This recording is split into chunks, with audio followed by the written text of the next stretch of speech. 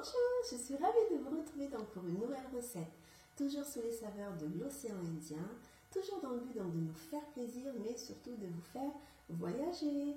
Je tenais à remercier tous les abonnés qui sont toujours là et qui visionnent mes recettes et les partagent, et j'espère aussi que vous les réalisez, hein. Donc n'hésitez pas à me les partager sur la page Keisha Délices, et c'est avec plaisir que je réponds à vos commentaires, mais surtout n'hésitez pas, si vous avez besoin de recettes particulières, je peux aussi faire une vidéo donc sur votre demande.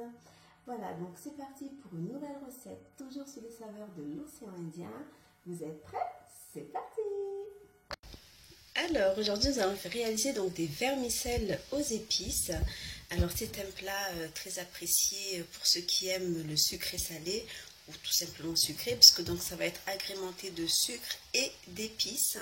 Et nous allons réaliser cette belle recette, et pour cela j'ai pris l'équivalent donc de 400 g de vermicelle, hein, donc les cheveux d'ange, hein, que l'on trouve partout dans le commerce. Avec ça nous allons donc utiliser 100 g de sucre en poudre. Alors un fond d'huile, donc l'équivalent de 2 cuillères à soupe d'huile pour faire dorer donc nos vermicelles, et donc des épices, hein, donc comme d'habitude on retrouve la cardamome et la cannelle, hein, donc cette épice qu'on aime dans les îles de l'océan Indien, donc ça permettra de donner un parfum à notre préparation. Si vous avez également du sucre vanillé ou de la vanille, il est possible d'en rajouter. Moi j'en mettrai un petit peu tout à l'heure, et après c'est pas une obligation, hein, c'est en fonction de vous et de vos goûts. Voilà, nous allons donc démarrer cette préparation aux saveurs de l'océan Indien. Pour démarrer notre recette, donc on a préchauffé la casserole, donc on a versé l'équivalent de 500 ml d'huile. Et on va donc verser les vermicelles, accompagnées donc des épices. Et nous allons donc mélanger jusqu'à ce que les vermicelles soient bien dorées.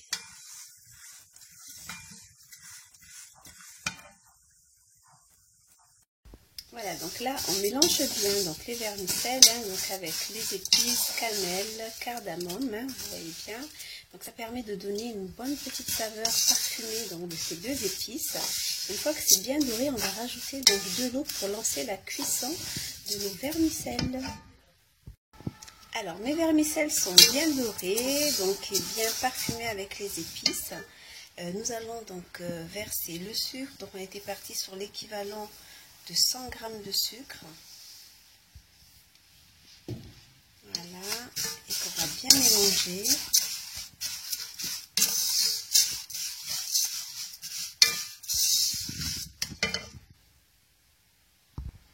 Alors à ça on va rajouter donc le sachet de sucre vanillé.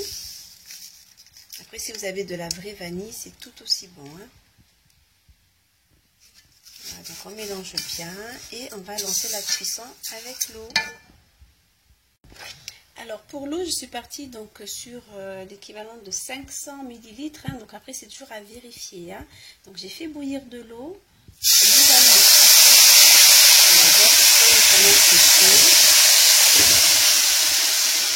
On va bien mélanger pour que l'eau s'intègre bien donc aux vermicelles. Alors dans un premier temps, vous mettez de l'eau jusqu'à ce que ça couvre complètement les vermicelles. Voilà, vous mélangez bien, et après on va laisser cuire tout doucement donc avec la vapeur. Vous mettez votre niveau de feu donc sur le niveau 3 ou 2 en fonction de votre table de cuisson, et on va laisser ça cuire doucement, et je vous indiquerai le temps que ça a mis pour que ça soit bien sec en fait, hein.